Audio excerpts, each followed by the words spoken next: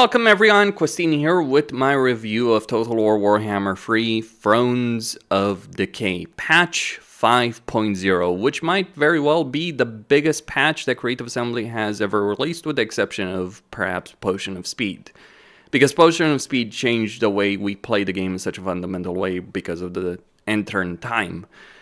But it's still a very, very good patch with 5.0. Like, Potion of Speed is probably something that's not going to be beaten for a very, very long time, unless they really screw up with the future release, but certainly 5.0 is honestly a game changer for Warhammer 3, and probably the closest we're going to get for Warhammer 3 with regards to that.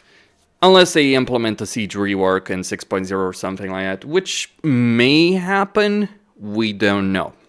What you're seeing here, by the way, is the new Gotrek and Felix Bal playing Karl Franz in this particular campaign. Pretty tricky Bal.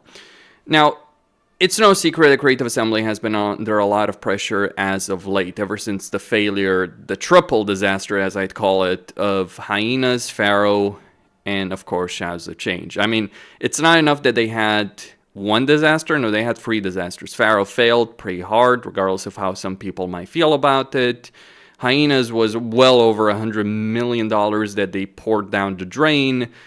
And, well, SOC coming alongside other major releases at that time really pissed off a lot of people, especially because you had just the perfect counterexample to how a company can do very well by its consumers back then, like at that exact time. Hell, you have an example of a company doing pretty well right now with Manor Lords being released in early access as, just a counterexample to Thrones of Decay. Though I have a feeling that Thrones of Decay is going to do significantly better.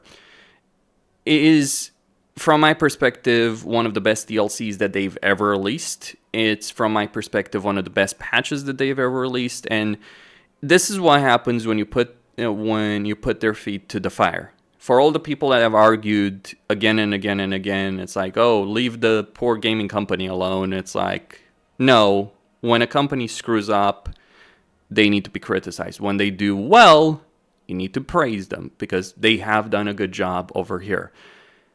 It took them a long time. The price is still absurd, and I'll certainly be talking about that. But, the price discussion, it happened properly with Chaos Dwarfs, and people accepted that. Maybe we shouldn't have accepted the Chaos Dwarf price, but this is the price that we're going to be dealing with going forward. And for all the discussion about pricing structure, yeah, it's still a ridiculous price that they have right now for DLC. Like, it's quite damn absurd. Like, you can buy many games for a lot lower. They've done a great job, but they're certainly still being greedy. Though I'll be fair to CA and say that at this point, given continued inflation and all that right now, as opposed to Shadows of Change, that it might be fine from an inflation perspective, kind of. It's still a price increase, especially when you consider, like, Warriors of Chaos was already one of the most expensive DLCs that they ever released, or Champions of Chaos was one of the most expensive DLCs that they ever released, and already with that, we had the price increase, and then you go for Chaos Dwarfs. But you can argue, oh, that was a race pack. Okay, but then SOC, and now Thrones of Decay, same price as SOC. It's certainly much better than Shadows of Change. So some of the things that they have changed, and I am pretty certain there's a company policy that's changed, so hopefully we'll at least enjoy a couple of years until Creative Assembly is responsible for the next screw-up. Hopefully that doesn't happen, but, I kind of expect that there will be another screw-up. A couple of things beyond the patch. Major patch, lots of improvements, 3 major racial reworks. I said this long before Thrones of Decay was even officially announced, but I said this when we knew it was going to come out, that the success of Thrones of Decay was going to come down to whether or not they were going to do the racial reworks properly. That these races, all of them, Nurgle, Empire, and Dwarves, all needed major reworks. And if they didn't deliver, the level of community anger would be biblical. It's one thing for them to screw up Kislev and Cafe and Sincha. They didn't really screw Cafe. Cafe was in a good spot before. They certainly didn't update Cafe in the way they should have, but still. It's one thing to screw over those races, But the Empire and Dwarves are two of the most beloved races in the franchise. If they hadn't done a good job with the Empire, you can be damn certain people would have been furious beyond measure. And for good reason. They didn't. I admit, I did say that the DLC should have featured reworks for all these races. I will also state very clearly, I did not expect them to deliver, because they never have done something like this before. Understand, this is a mountain of effort from Creative Assembly. Reworking 3 races is a pretty big deal. Certainly, I think they've done a much better job with the Empire and Dwarves than Nurgle, especially with the Dwarves. Damn, the Dwarves are awesome now. But when you're looking at that situation, the things they've changed, the level of effort that they've put in, mission accomplished for Creative Assembly from my perspective. Other things that have been changed though, range combat just feels a lot better. Like before the patch, I would almost never use gunpowder units. Not because they couldn't do damage, but because there were many situations in which gunpowder units just fly out and fire. Same with flamethrowers. Like Iron Drakes were always a unit that could do a lot of damage, but there were so many situations where they wouldn't fire. You still would want them because when they could fire, they would decimate the entire enemy army. But again, many situations in which they would not work properly, which, as you might imagine, was a problem. But now we have a very different situation with gunpowder units. We have gunpowder units working the way they're meant to be, and it's gotten to the point that I almost always prioritize gunpowder recruitment over crossbow or archer recruitment. If I'm playing an Imperial campaign, I'll certainly be getting handgunners as quickly as possible. I won't even get crossbowmen. If I'm playing the Dwarves, I'll still get Quarrelers, partly because they're pretty solid melee units, and you don't want to go with too many gunpowder units. There's still limitations, of course. But why do I think gunpowder units work better? Well, I think there's several things, and I kind of delayed recording this because I wanted to see what the patch notes were, if they would provide more clarity on this. They did not. I gotta say, for all the wonderful patch changes that we got, the patch notes, they're not particularly great. There's a lot of details missing that I wish they would have included, and I'm certainly expecting changes between the development version, which I've been playing, and the full launch version. But here's what I think with gunpowder units, what happened. I don't think CA changed necessarily the way range combat works necessarily, or they didn't necessarily set out to do it. What they did change was pathing, because that's the problem. Like, pathfinding is what's contributing to the problem. They changed unit behavior, animations, the way units engage with each other, like in duels and all that, and you would get these situations where ranged units in general just wouldn't fire when like there was a melee fight going on. That still can happen, undeniably so, but like just watch this battle and watch Vlad and Isabella get obliterated in this one, and this is a fairly early game army, and Vlad is pretty powerful still. So you get these kind of situations where you can effectively use ranged units better. Probably because of pathfinding changes, also because homing missile changes, which were in the patch notes. I'm not sure how that's going to affect range units, but I'm pretty sure they do. And the more important thing is that they changed the way a lot of gunpowder units work. So we had repeater handguns in the game before, but they didn't work like repeater handguns. So that's a very different thing. And then you have the big single entities like land ships and thunder barges. You look at a land ship for thunder barge, those are very complex units, the way they work in battle. Because you've got, with the thunder barge especially, you've got cannons, you've got grenade launchers, you've got bombs, you've got the grudge rakers on the firing from the sides. That's a huge level of complexity that we didn't have before. So that would be the reason I think like ranged works in general. But yeah, ranged working in general in a DLC like this where there's a heavy focus on ranged units for the Empire and Dwarves is a godsend.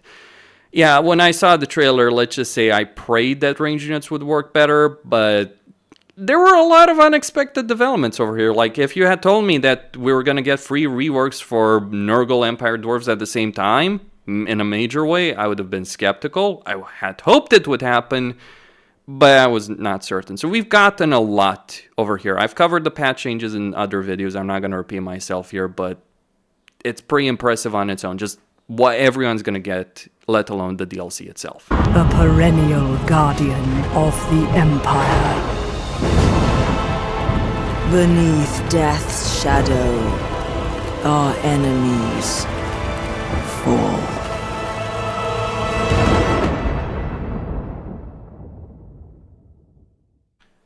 So to talk about the individual campaigns and the races, we first start with the Empire. The Empire is in a much better state. You can recruit heroes much earlier, you can have a lot more unit variety. One of the problems that the Empire had, that was very difficult to unlock a lot of unit types. So you ended up in the same situation all over and over again in every Imperial campaign. Use archers early on, so you need a DLC for that, and then switch to crossbowmen and use arch-selectors as leaders. And then spam warrior priests. Now, you've got guns. A lot of guns. You've got handgunners at tier 2. You've got witch hunters increasing capacity at tier 3. You've got a lot of things working out significantly better than that. And it's not the new additions necessarily that are a game changer. There's certainly the landship, the new gunpowder units, the fact that we got Giselle units for the Empire. Yeah, that's pretty solid, pretty sweet.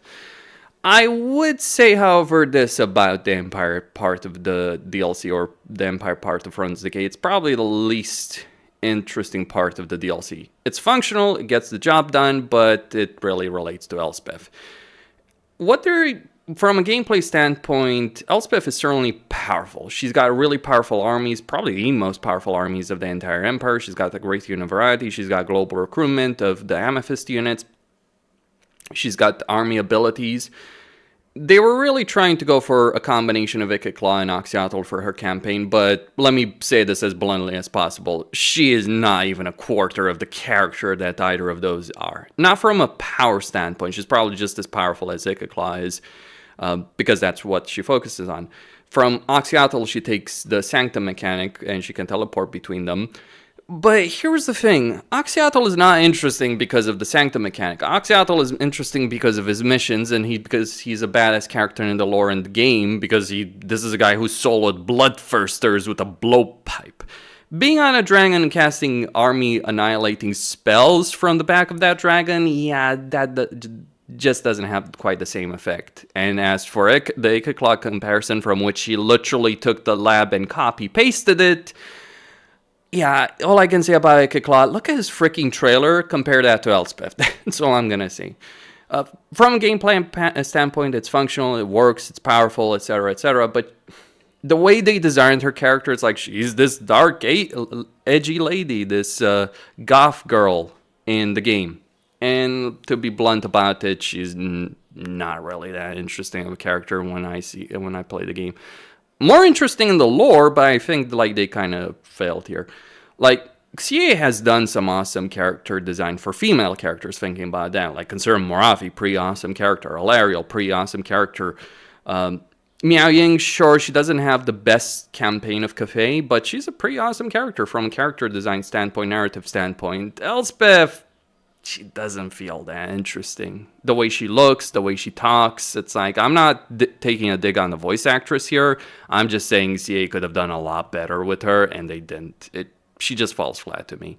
And compare that to the rework that Gelt gets, or just compare her to Gelt and Carl Francis characters. Yeah, they're far more compelling to play in a campaign just because of their character, not their gameplay mechanics, though those are also pretty powerful. And I do appreciate the fact that every Imperial faction is now very unique.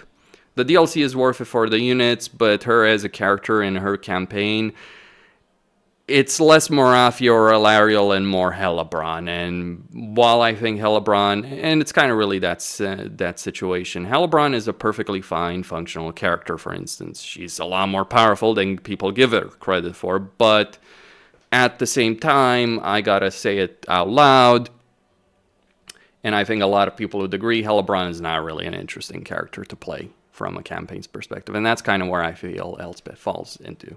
Good campaign, functional campaign. Disappointing, though. It's like, one of the big things about Elspeth in the lore is the fact that she won the battle against Tamurkhan. You do not fight Tamurkhan in her campaign. You fight the battle at the Gates of Nolan if you're playing Tamurkhan's campaign, but you don't fight it in Elspeth's campaign. Instead, you go after the Nemesis Crown against greenskins, and not even something awesome like Grimgor or anything like that. We've had Grimgor in quest battles. Like, one of the awesome things about playing the Chaos Dwarfs is like, you play Zaytan's quest battle, you're fighting freaking Spartacus and Grimgor. That's freaking awesome. You play the Changeling, you got Sportacus on your side while you do things. Like, you can have crappy campaigns and have great character design. Like, say what you will about the Changeling. Yeah, awful campaign, especially replayability, but stealing the Black Pyramid and the Gash and taking it to Cafe, or stealing all of Norska and invading Wolf One with them, that's pretty freaking awesome. Elspeth, not quite as much. Functional campaign, gets the job done, good gameplay additions, lots of power, but yeah, just the least compelling part of the DLC. I think it's also the fact that the Empire as a region had no changes to it whatsoever, and terraining war can really make or break a campaign. Just look at Forge of the Chaos Dwarfs from a terraining perspective, and understand that the changes that they implemented for the Darklands so significantly changed how every single campaign over there was played. We did get changes from a gameplay, campaign mechanic standpoint for Gelt and Karl Franz, and so their campaigns are much, much better. But Elspeth just feels like, in a lot of ways, but it's still the same stuff in the Empire. We still got to deal with Festus and Vlad and all that. And we've been dealing with them for over a year, CA, in the exact same fashion. Now we just have more power for them, so we can just absolutely obliterate them, especially as Elspeth. So, yeah, could have been better on that. Maybe she's just overshadowed by just how awesome the other characters are, because like you compare her to Malakai or Tamurkhan, yeah, they're done in a much better fashion, much better handling of the voice acting, much better story, like a much better story. So let's go talk about those two characters who do much better. Not to say that they don't have issues, they do, but you know, just from a character design standpoint, they do sell this DLC far, far better. Mighty host of Nurgle, none awaits us! Once the wriggling worms beside the river are all dead, we'll march on their precious little city. So, Tamurkhan, the great warlord of Nurgle, who's possessing an ogre body, and comes along with his chieftain for the ride. Now, this is an interesting one to talk about. I think, like, Tamurkhan's campaign is pretty awesome from a mechanic standpoint, though it is a bit tedious with how you unlock the chieftains. Tedious in the sense it takes a long time to actually get the chieftain abilities, and there's a lot of quest battles. Like, one of the things to be said about Thrones of Decay, it probably has the largest number of unique battles of any DLC that Creative Assembly has ever put together. They really did a lot of things here. Not all of them are the most exciting battles, but there's a lot of them. Like, you'll just look at the list from the main menu, you'll be impressed just from that alone, and they're unique. I do like the Chieftains mechanic. It does add a lot of flavor, like just, you know, getting Chaos Dwarf units, or getting Norska units, or getting Warriors of Chaos units. So getting Hell Cannons and Dreadquake Mortars as Nurgle is pretty exciting. It's a bit of a shame that you have so few of them. Like, I would like to get more Dreadquake Mortars. Maybe a limit of one per army, but yeah, it is exciting. Toad Dragon's pretty awesome. Tamurkhan really handles exceptionally well in battle. Like, over here, this is his quest battle. It's not his final battle. There is no final battle. You win the campaign by doing the chieftains and their quests. They all have their own quest battles. This is not the hardest battle. This is a pretty brutal battle, though, for a quest battle for his item, however. And it's at the Gates of Nuln. It's a shame that we don't have Elspeth and Malakai here. I think they would have fit right in. I understand not doing a siege battle, right? Because he just suck right now. Just plain and simple. There's very few redeeming qualities to them. But at the same time, like, while I very much appreciate the gameplay, especially in battle, and even in campaign, the benefits that those chieftains do provide are certainly very real and very powerful. But there is a bit of an issue. Nurgle. So let's talk a bit about this. Nurgle is in a much better spot than it was previously. We went from a faction that was genuinely one of the worst factions in the game, alongside Ogres and Siege. Siege is still there, Ogres are still there. When I say Siege, I'm not talking about the Changeling, I'm talking about Kairos. So that's still the case for those races. Where is Nurgle right now? Well, I'd probably say that Nurgle has moved from like an F tier to like a B tier. That was the impression Legend of the Total War got when he was reading about the reworks, and I agreed with him at the time. And I still agree with him right now, having played quite a bit of Nurgle. The issue is, like, Immortal Empires is best when you're doing something every single turn, when you have decisions every single turn, or you're having to change your campaign strategy quite often. That's the point where it shines. The problem in Nurgle is it's slow. You wait 4 turns for recruitment, though that might be changed, but you wait 4 turns to just even recruit basic units. Again, that might be changed. Patch notes didn't mention something about that. Plagues take a time to build up. The chieftain abilities, those awesome chieftain abilities and quest battles that you do get with them, they take a long time. You might need to do 20 actions with a chieftain to get it done. You're playing a faction that is limited in how much economy it has. You're playing a faction that's limited in how many troops it can have, partly because of income, partly because of unit recruitment limitations. And it is awesome when you get to engage in a battle, but I'm going to be quite frank about it. I don't think the campaign mechanics really hold up. They did a better job. Like, let me be clear. Nurgle is vastly improved. No denying it. No argument on that. But at the end of the day, the question you got to ask yourself, is it more fun to play Nurgle as a dedicated faction, or is it more fun to play Festus? Festus wins hands down from my perspective. He does get the new plague system. That's the thing. And while Tamurkhan does a lot for his own campaign to make things more interesting, absolutely with the chieftains, I can't really say Nurgle as a whole is improved. That's the issue. Tamurkhan is the kind of campaign where he has a lot of awesome campaign mechanics. The power is there, but he's held back by the race that he's part of. He's pretty awesome in terms of his character design. His voice acting is pretty sweet. His cinematics, all that is pretty good, but it's just the race itself still leaves a lot to be desired. Again, improved, but I think like CA needs to understand that they shine when they give people more options to armies and all that, to take more territory to do things. One thing that's really annoying with Nurgle is that you can vassalize factions. Like, for instance, Tamurkhan's campaign, one of your objectives is to destroy Grimgor when you don't have mountain as a green climate. Now, maybe that changes with the patch. I don't know. Hopefully it does. But Nurgle construction costs are very, very high, as they were before. They're still very high. You just get more money, but yeah, fighting in mountains which are unsuitable climate is not fun. And fighting Grimgor is not fun, especially because one of Nurgle's campaign mechanics is you can vassalize factions for diplomacy. It's pretty shitty to do so because you have to build structures that take 4 turns to do so. Like, the key to vassalization for diplomacy is selling barracks and landmarks. You don't have landmarks to do with Grimgor, and barracks take 4 turns, so it's kind of worse for wear there. But I mean, you can take Zarnagrund and get a lot of power for it. So again, the power is there in this campaign. It works. Kugaf works, Epidemius works, but yeah, Nurgle as a race just leaves a lot to be desired. Maybe Epidemius is the example of why Nurgle's design, core design, the one they had from the initial launch in Warhammer 3 that they adapted. It's still there. They just made it better, but the core design of Nurgle just didn't work because it's a slower paced campaign which doesn't fit very well within the context of Warhammer 3. The reason it doesn't fit so well, look at Epidemius. He gains more power the more plagues are spread on other factions. Well, have fun with that. Good luck getting all those plagues. In fact, I found it best in an Epidemius campaign. Yeah, sure, get plagues when you can, absolutely, but just ignore it if you can't.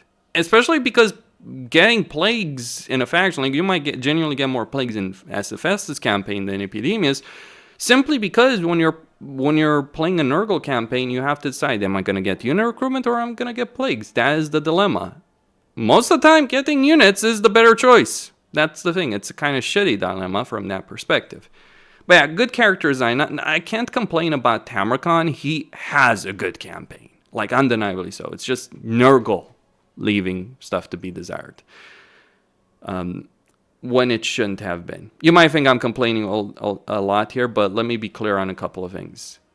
While I think it should have been better, and while I think Elspeth's design leaves a lot to be desired, and while I think Nurgle's mechanics still are outdated, like Tamurkhan's got a great design, and like, let me say this: the Karl Franz Geld campaigns are freaking awesome as they are right now. Much better from a lot of perspectives. Like, Karl Franz genuinely had one of the worst campaigns. I'm not sure I would recommend Karl Franz for a beginner player. Not sure if it's going to be a recommended campaign once the patch fully comes out. That's been a silly thing. Like, you want to know how I started covering Total War as extensively as I have? I looked at the list of recommended campaigns when Immortal Empires came out, and I was like, this is silly. Because Karl Franz was there, and I was like, no, that is ridiculous.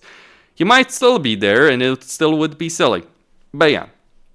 Tamurkhan, great campaign, lots of fun, great units, Lots of things that do work. Love the chieftain mechanic. Dislike how much you have to do to get those chieftains. Might be good if you play a very long campaign, but most campaigns are the most fun early on, and that's where Tamurkhan kind of falls a bit flat. Nor could I say he has the same kind of dilemma as the Dwarfs have. We'll get to those in just a moment. Nor could I say that he has the same dilemmas that Dwarfs have, where Dwarf campaigns can be pretty awesome in the long term. So that's kind of the problem. Like, by the time you actually get a lot of the awesome stuff unlocked, you've pretty much won your campaign. So that's a bit of the issue. Though maybe things are changed in terms of like AI scaling in a campaign. I've certainly noticed AI factions doing better in a campaign, so maybe that is the saving grace. I guess time will tell. But from my perspective, Elspeth, not necessarily the best campaign. Tamurkhan, much better campaign, not the best race. Let's move on to the Dwarves, the true winners of this DLC. And rightly so. In a slayer's search for a valiant end, only glory was found. As Malakai's relentless resolve soars, his feats enter the dwarven halls of legend. Finally, we have the Dwarves, and if I've been harsh on Elspeth and Tamurkhan, it's because just how incredibly awesome the Dwarves are. Not just Malakai. Every single Dwarf campaign, the way they work right now is such a game changer in the history of Total War, it's not even funny. See, most of the time in Total War campaigns, you have 2 things or 3 things that you have to worry about. Let's say you're playing an Oxyotl campaign, one of the best campaigns in the entire game. You got 2 things or 3 things that you worry about, separate things. Though in Oxyotl's campaign, you have the Sanctums tied with his missions, so they're so intrinsically tied that it's kind of hard to separate them. There's a bit of a separation, of course. But then you also have his natural expansion of territory. So you're dealing with those missions, you're dealing with the Sanctums, and you're dealing with natural expansion. But Sanctums are very tied to missions, so that's okay. In a Dwarf campaign, in every single Dwarf campaign, in the entire game, you've got 4 things to worry about right now. And people have talked a lot about this, people have complained, as is their want. But you've got natural expansion of territory in every Dwarf campaign, dealing with threats that might be a problem. You then have the legendary lords, because of the fact that you can for certain confederate all legendary lords of the Dwarves from a distance. It means you care about how well they're doing, especially on higher difficulties where they get such economic and growth benefits that they will always build territory faster than you will. So you do care about their well-being. You might play a campaign as Ungrim, but you do care about how Belegar, Malakai, and Forgrim do. And that's going to change the way you play a campaign, because you have a threat that you may want to deal with, but on the other hand, on the other side of the map, you've got the situation that's happening to Forgrim. And this doesn't necessarily end when you confederate them, because obviously that opens up the map for them.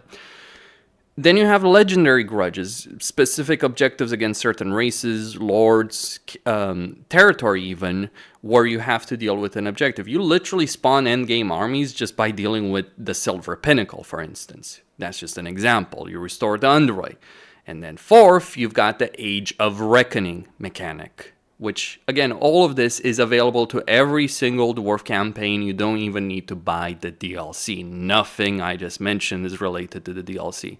And what this does, and I'm going to say this as bluntly as possible, this makes it, not only does this make it much better from the very beginning of your campaign, because these things are some things that you're going to worry from the very start of your campaign, but they redefine how you play long campaigns. One of the problems that Total War has had, and I've said this many times before, is that the end game doesn't work very well. The most interesting aspects of virtually every campaign in the game are what happens in the early game, because that's when the highest challenge is going to be, that's when you're the weakest. But now, you're in a situation in a Dwarf campaign, yeah, you might be very strong, but you've got so many things to worry about at the same time, and they kind of contradict each other, that you're going to have to pick and choose. You're not necessarily going to be able to get every Age of Reckoning. You got to decide, do I care about an Age of Reckoning, or do I care about a Legendary Grudge? Do I care about an Age of Reckoning, or do I care about dealing with that very powerful lord? How do I use the Grudge Seller army? Where do I position those limited use but more powerful units that are Grudge Sellers? All of these things create incredible dilemmas during the course of a campaign that you just don't have in any other campaign or any other race in the game. No joke. That's one of the reasons I'm harsh on Elspeth and Tamurkhan, or rather on Nurgle and Elspeth, because they just don't have these dilemmas. I've played well over 120 hours, more like 130 of Thrones Decay over the last 3 weeks. I have spent a majority of that in Dwarves, and it has been a joy to do so. Even for someone like me, I skip a lot of battles in the campaign I play, but the campaign dynamic changes are so incredible that make campaigns so much more interesting. And then you have the fifth worry, which is exclusive to Malakai, which is to worry about his quests. Malakai's campaign is basically the Gotrek and Felix campaign. It is a bit of a shame that they didn't get any new voice acting for Gotrek and Felix, because it would have been awesome to hear a lot more dialogue from them, cinematics, all that kind of stuff. Would have been awesome to see some of their opponents looking at you, Tankwall. But all the same, it is a great change that we're seeing right now with the Dwarfs. If Creative Assembly should take anything from Thrones of Decay, is that the way Dwarves have their campaigns right now is how they should go forward. It sets a new standard that they should strive for. Maybe they won't reach it in the future, but when you have multiple things to do and multiple things to worry about, it makes things more interesting. One of the reasons I rated and still rate Troy Total War so highly is that despite all of its problems, and it does have many of them, it does have various things to worry about just because of the resource system. One of the reasons castors are great, again, the resource system. Well, you don't have a resource system or a labor system playing as the dwarves, but you have so many things to worry about that even though they still have the basic economy that they did before, though improved, it does make a better campaign. On top of that, dwarf recruitment has been redefined. Dwarf hero recruitment has been redefined. You can get all heroes except the new Dragon Slayer from Tier 2. You require Tier 3 for a Dragon Slayer. You can get them easily in a Malakai or Ungrim campaign for obvious reasons. With Ungrim especially, because he should be able to start with that. He does start with that, and he gets his son pretty quickly, so you realistically get 2 Dragon Slayers in that particular campaign. But it's such a monumental change in terms of designing campaigns, and it's like clearly the dwarves have received a lot of love. I'm not saying the other races have not, because they all have, but it's like it's really the dwarves that stand out as the clear, unquestioned winner of this DLC. It's not like France or Gelt are bad. Again, they're not. They're pretty awesome in their own right, but if I'm looking to play campaigns over and over and over again, if I'm looking at replayability factor, it is the dwarves. It's not because of their roster, though that certainly is improved. One of the problems the dwarves have had for a very, very long time is the fact that in every single dwarven campaign, you'd almost always want to do the same thing. Get quarrelers, get grudge throwers as quickly as possible, and get as many armies of those as quickly as possible, because it was both the most economically effective option, partly because, you wanted to get various structures for your economy, but also because of the tier requirements for various units. I'm not joking, it's very nice to be able, by the way, to get a lot of Imperial units and even Nurgle units much quicker, but the dwarves really win on this level as well. Between the range improvements and ability to recruit things like Thunderers and Iron Drakes from Tier 2, which is an awesome change on its own, you add in the Grudge Seller units and you get quite a bit more variety, because you can have 5 Grudge Seller units. Oh, dwarf players don't have a reason to recruit flame cannons or gyrocopters in their army? Oh, let's just add those as Grudge Seller units. You never bother with Slayers or Longbeards because they're not really effective. Let's add Grudge Sellers, which have an upkeep benefit. So it is an awesome situation from a roster change perspective. You get more heroes, which are fun to use. You get a lot earlier at the critical point of your campaign early on. The critical point of a campaign still is early on. The difference with dwarves is there's a lot more meat, if you will, in the mid and late game, and they're more interesting. But having access to this stuff early on is pretty great. Like all the units that you're seeing in this army, outside of like the Thunder Barges, were recruited pretty early in this particular campaign as Malakai. You can still enjoy a very short campaign as dwarves. I think I spent like 30 turns in this Realms of Chaos campaign that culminated in this particular battle over here. But you can also enjoy a long campaign. As for Malakai, well, as I said, he has that fifth dilemma. His adventures, the Gotrek and Felix adventures, really. Disarming a Skaven bomb that is threatening a dwarf fold, you know what, that stinks to me? That stinks of Tankwall to me, or Ikeclaw. Well, realistically from the lore, Ikeclaw did this kind of stuff. He's known for doing this kind of stuff, but really, it stinks so much of a Tankwall plan, it's kind of hilarious he's not mentioned directly on that subject. But yeah, like this is like Gotrek and Felix ruining Tankwall's day once again.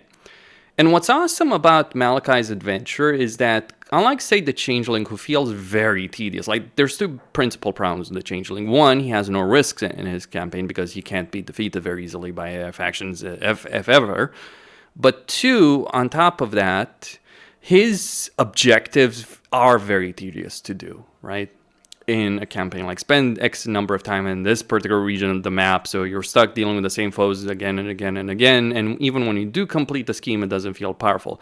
Whereas with Malakai, you start on an adventure, you get units of that particular type. You can't get thunder barges early on, but you get cannons on your first adventure, you can get organ guns on your second one, you can get gyrocopters, flame cannons, goblin hewers.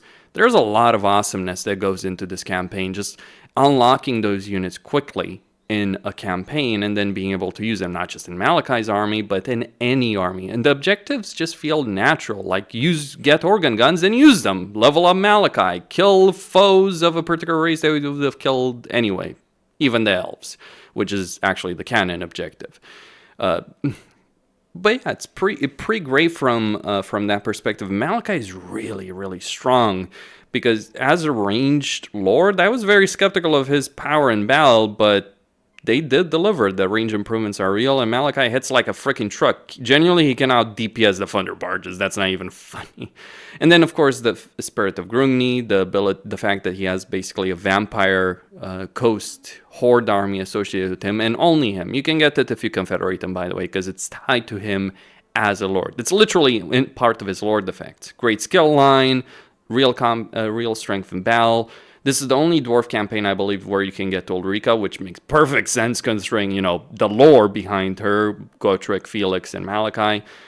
I know why they didn't name this the Gotrek and Felix campaign, because Gotrek and Felix were already in the game, but still, this is what it is. It's living that fantasy. It's going through those stories. It's having a real fun in terms of these unique quest battles that you get at the end of each adventure, and then it's fun building up to the adventure, completing objectives, which require basically, here's organ guns, here's thunder barges, you use them in your campaign. Because it's like, okay, I would.